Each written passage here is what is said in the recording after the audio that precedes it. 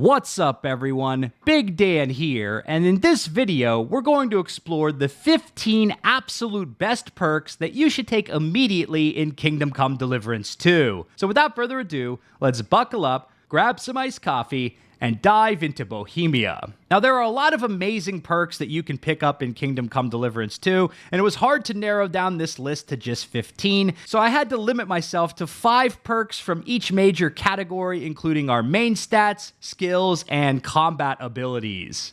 So let's get started off with perks from the main level, starting with Undaunted Cavalier. If your charisma is higher than 20, your armor will be considered 15 higher. Now, when you combine this with other charisma buffing perks like Flower Power, Charming Companion, and Knight in Shining Armor, we can easily get our charisma over 20 and get this insane buff to our armor. So this is going to be really great in the later parts of the game. You do need to be level 8 in your main level to start to unlock this, so you might not get this buff actually activated until you've buffed your charisma a bit more, but if you are leaning into a charisma build, this is going to be huge for buffing your overall armor. When it comes to strength, I like to take the perks that are going to boost our carrying capacity, and there are several of them that we can go to. The earliest one we will get is Hardworking Lad, which will increase your carrying capacity by 8 points.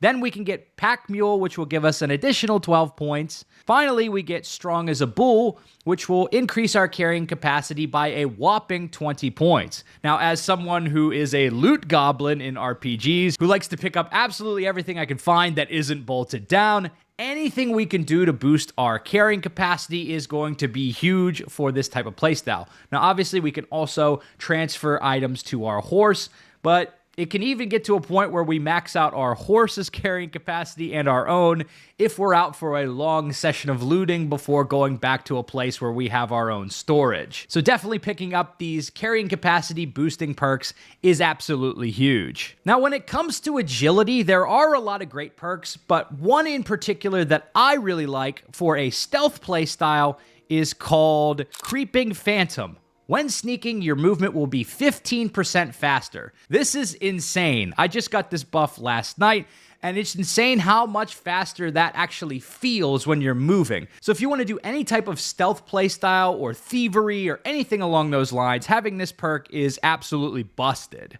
Under the Vitality tree, I recommend picking up Hermes Haste. You'll be 20% faster when sprinting. This is absolutely great if you're trying to evade enemies that are pursuing you, or if you just want to increase your movement speed in the open world during exploration, or anytime you're just running around town.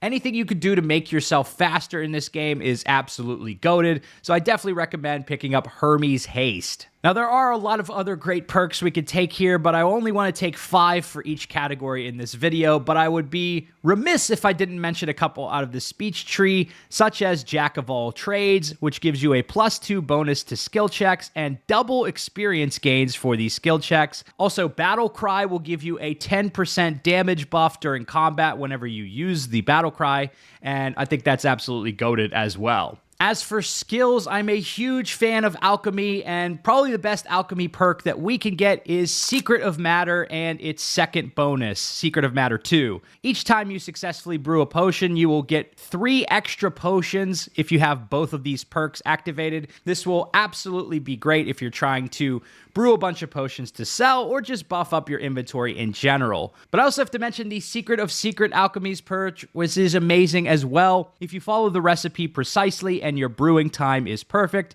you can brew potions of exceptional quality, which the ordinary herbalist can only dream of. This will allow you to make potions that are 1 tier above strong versions of the potion, and it's the highest quality potions in the game with the biggest buffs that you cannot purchase anywhere. So I absolutely recommend getting this. You will have to grind your alchemy to at least level 16 to pick up this perk, but if you want to do that super fast, then check out my Alchemy leveling guide, which I put out a couple of days ago. I'll put that link in the description and pinned comment if you want to check that out. Under Houndmaster, I recommend picking up the perk Charming Companion. When you have your dog with you, your charisma is increased by 3. And since you'll pretty much always have Mutt with you throughout the majority of the game, you'll always have this charisma buff, which is obviously super useful for passing speech checks, as well as activating that Undaunted Cavalier perk that we talked about earlier.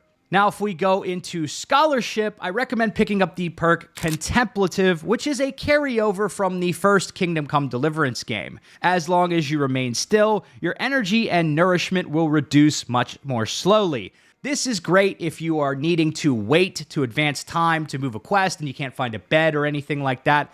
You will very slowly diminish your energy and nourishment. It's not as busted as it was in the first game, where you literally wouldn't have any diminishment for your energy or nourishment whenever you waited in place. But this is still an absolutely great perk to pick, as it's a huge quality of life feature that allows us to keep moving forward in quests whenever we need to move the clock. Now, as someone who enjoys a stealth playstyle, there are a lot of amazing perks in the stealth tree, so it's hard to narrow down on this one. Obviously, you're going to want to take the stealth kill and takedowns, which you should unlock very early on in the game, which you will absolutely be using.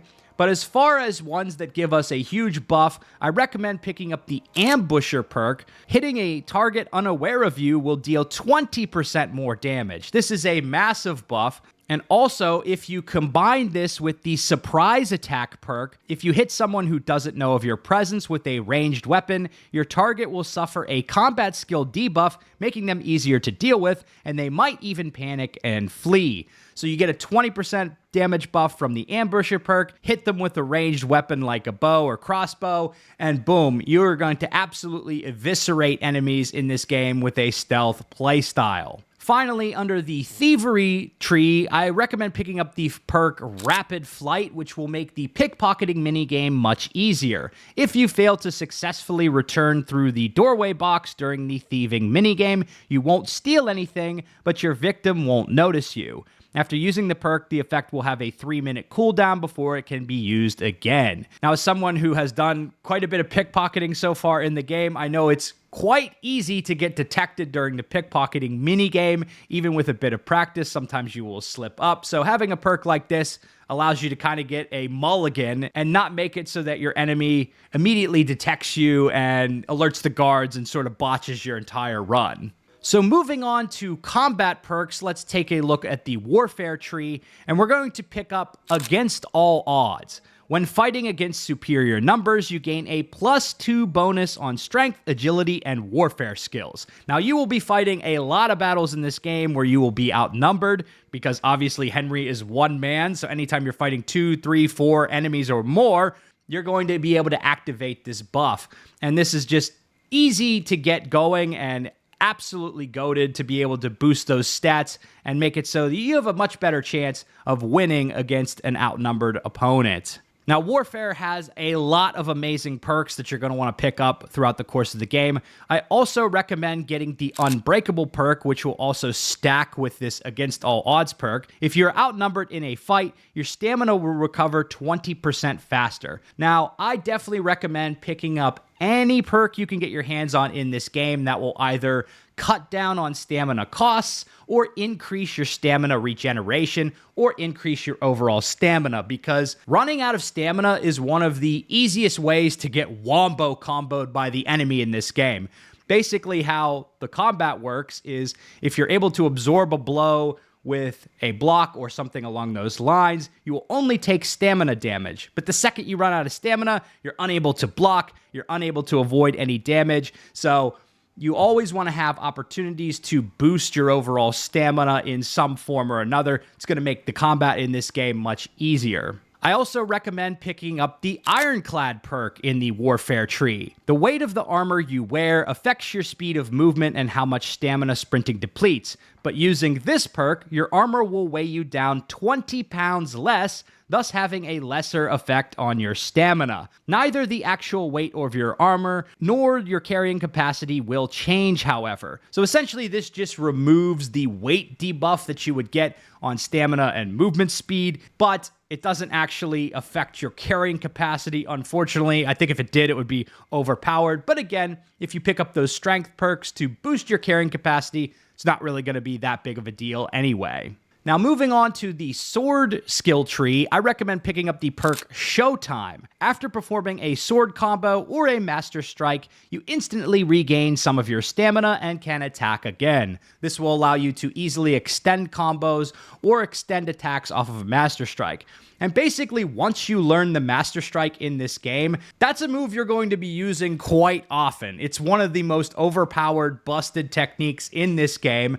And so a lot of times you're going to be using this in pretty much every fight, as long as you're fighting with a sword. So having the opportunity to continue to attack off of a Master Strike is just absolutely busted. Moving on to Marksmanship, we're going to take our final perk, which is called Hal Shot First. Your first shot will do 15% more damage.